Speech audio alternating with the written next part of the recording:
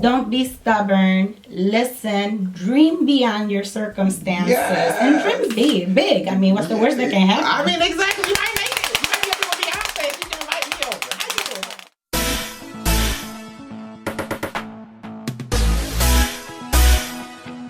doing? Hey, beautiful people, it's Success Mentor Dante J. Worth, and I'm back with another video right here on Audacious Believer TV. Now, if this is your first time tuning in, I need you to make sure you hit that subscribe button down below. Make sure that you like this video.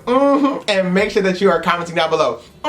Because my team and I absolutely love to read your comments. Now, tonight, we're being joined by the wonderful, the beautiful, the fabulous. Tell them who you are, darling. Angelica Perez-Delgado.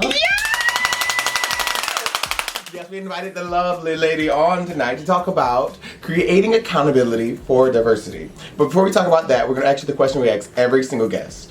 What is your story? So my story is, I think, a typical story. So I grew up on North Clinton Ave. Hey, Clinton! Yes. I was raised by my grandparents, and I think, like many of the kids that grew up in that area, you know, I was a teenage mom. I dropped out of high school. I think a classic story, I think, of some of the successes that can come from the neighborhood. So that's a short version of my But tell them who you are now, though. She went from, come on. Tell them who you are now. Give them your title, honey. Put some respect on your name. That's right. Yeah. So now I am the new CEO of Ibero-American Action League. Yes! That's awesome. So when we think about creating accountability for diversity, what does that mean to you? You know, I really thought about this, and I think I thought about three things. It's creating accountability in governance, how we run our organizations, creating accountability in our workforce, right? So holding ourselves accountable to ensuring that we have diversity in our workforce. And most importantly to me, and really the work that we do at Ibero, is creating accountability in our accountability for diversity in our programs. So how do we create programs that are culturally inclusive, that are provided within the cultural context that's very important to the Latinx population that we serve, and how do we engage people based on their culture, because that's really important.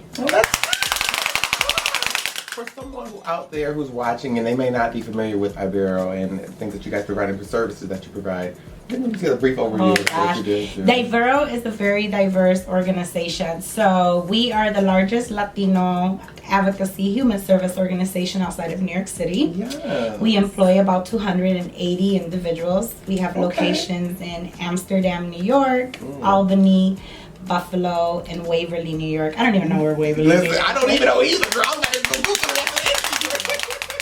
Somewhere out in the border of Pennsylvania. Yeah, somewhere around here. We have the first Latino 24/7 radio station outside of New York City, Poder 97.1.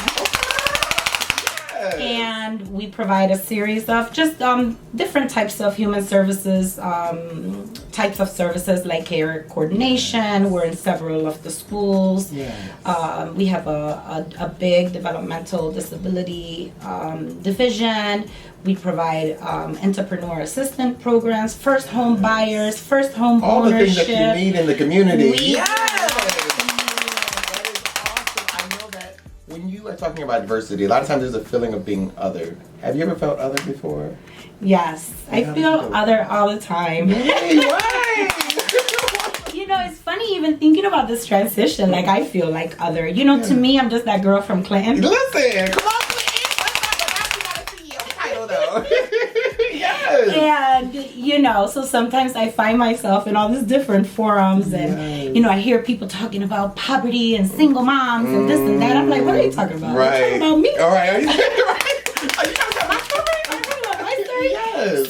So coming into this new role at an executive level, and I've had, you know, executive roles in the last decade in my career, but coming into Ibero is such a public kind of CEO, right? You got this face you got to wear, girl. You know, they won't expect it. They wouldn't expect the CEO. Like, I definitely feel like the other. So there's this part of me that wants to still be Angie from the block. Yes, like, take this hair ponytail up, tied up real quick. Do not come by my house on Monday. This is not what you're gonna get.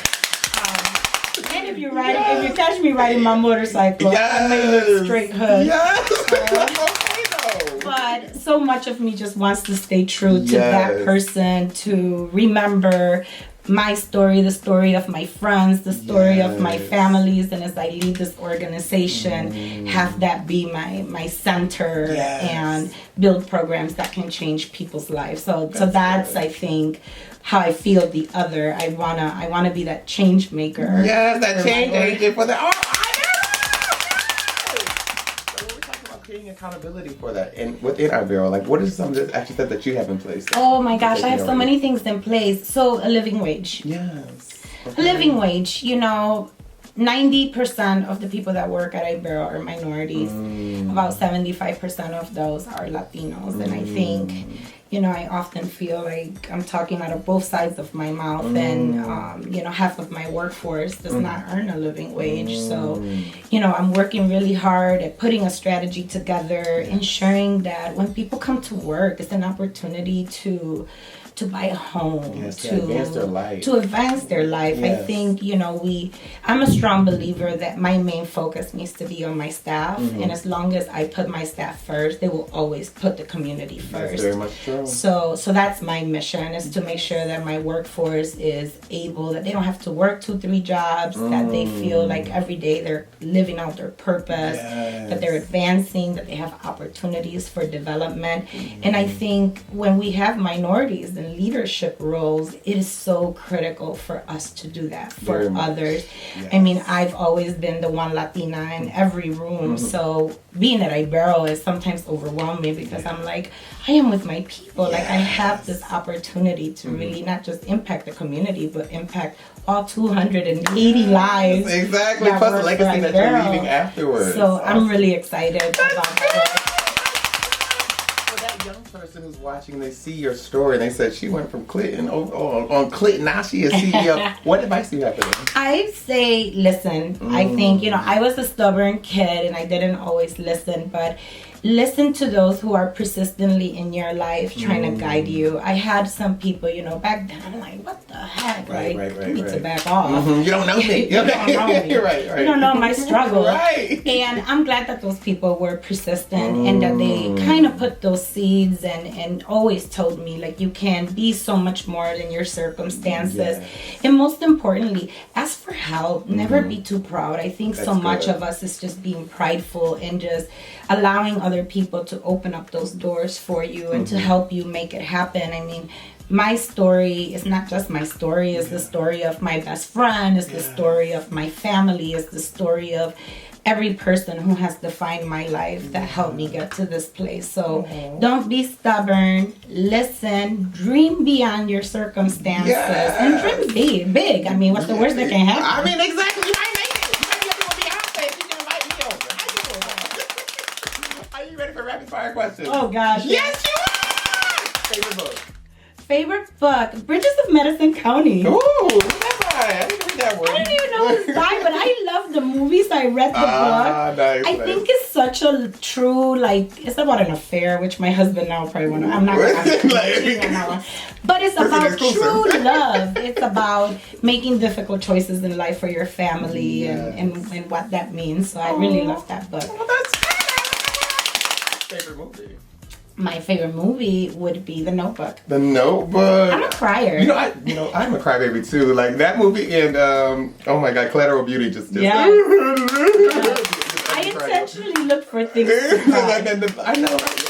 Like Collateral Beauty definitely had that one scene where Will Smith is just like. I know. Anyways, so what is your purpose? I feel like my purpose is to open the doors for others, as many doors as I can, whether big, small, long, short, give people opportunity. And as long as I'm doing that, I am content. Aww. So what do you see when you look in the mirror? When I look in the mirror, I see a lot of different things. I see, a person who's faced a lot of challenges. I see a person who's scared. I see a person who carries a lot of weight of responsibility. I don't sleep since I've been CEO, just worrying about everything. Right. So I see someone who is still learning and growing and scared and excited. That's right. That's all right. That's you. And to be audacious means to be? To be audacious is to be your true self. Oh, that's to be genuinely you, no matter what others think. That whole part.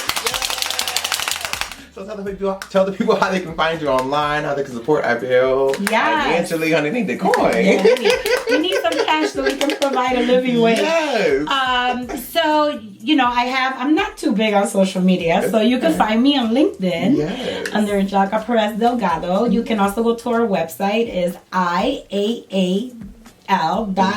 We're working on changing that handle. It just does not flow. Right.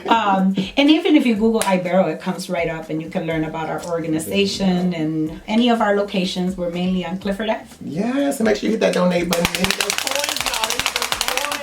Yes. So until next time, remember that life is meant to be enjoyed and not just endured. Yes.